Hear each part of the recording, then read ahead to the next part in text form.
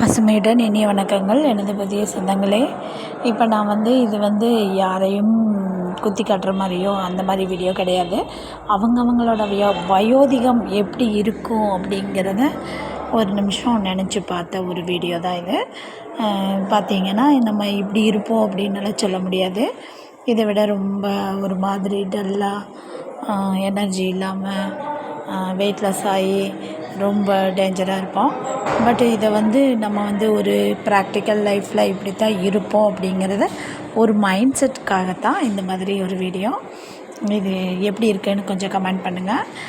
எல்லாத்தோட லைஃப் வயோதிகம் அப்படிங்கிறது ஓல்டேஜில் எப்படி இருப்போம் அப்படிங்கிறத எல்லாரும் அவங்கவுங்க மைண்ட் செட்டில் வச்சுக்கணும் அப்படிங்கிறது தான் என்னோட கருத்து.